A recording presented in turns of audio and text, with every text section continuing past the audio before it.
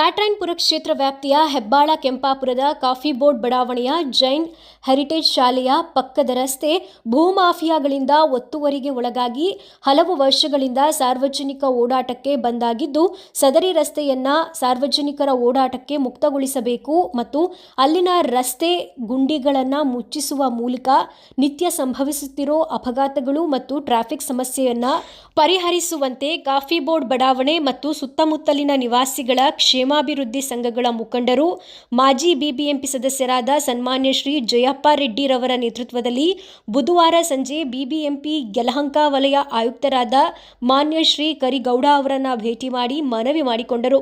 ನಾಗರಿಕರ ಮನವಿ ಕುರಿತು ಬಿಬಿಎಂಪಿ ಯಲಹಂಕ ವಲಯ ಆಯುಕ್ತರಾದ ಮಾನ್ಯ ಶ್ರೀ ಕರಿಗೌಡರವರು ಮಾತನಾಡಿ, ಸದರಿ ರಸ್ತೆ ಒತ್ತುವರಿ ಕುರಿತು ಈಗಾಗಲೇ ವಲಯ ಕಚೇರಿಗೆ ದೂರು ಸಲ್ಲಿಕೆಯಾಗಿದ್ದು, ಬಿಬಿಎಂಪಿ ಕಾಯ್ದೆ 313ರ ಅಡಿಯಲ್ಲಿ ವಲಯ ಕಚೇರಿಯಿಂದ ನೋಟಿಸ್ ನೀಡಲಾಗಿದೆ. ಕಾಲಾವಕಾಶ ಕೇಳಿರೋ ಹಿನ್ನೆಲೆಯಲ್ಲಿ ಕಾದು ನೋಡುತ್ತಿದ್ದೇವೆ. ಕಾಲಾವಕಾಶ ಮುಗಿದ ತಕ್ಷಣ ದಾಖಲೆಗಳನ್ನು ಪರಿಶೀಲಿಸಿ ರಸ್ತೆ ಒತ್ತುವರಿಯಾಗಿದ್ದರೆ ನಿಯಮಾನುಸಾರ ತೆರವುಗೊಳಿಸಲಾಗುವುದು ಎಂದು ತಿಳಿಸಿದರು.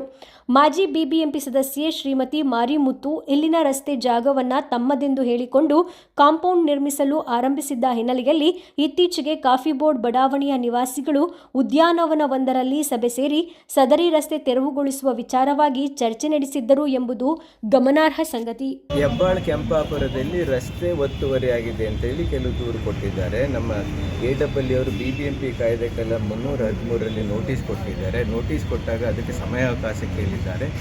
ಆ ಸಮಯಾವಕಾಶ ಮುಗಿದ ನಂತರ ದಾಖಲೆಗಳನ್ನು ಪರಿಶೀಲಿಸಿ ಅದು ಒತ್ತುವರಿಯಾಗಿದ್ದರೆ ನಿಯಮಾನುಸಾರ ಅದನ್ನು ತೆರವು ಮಾಡ್ತೀವಿ.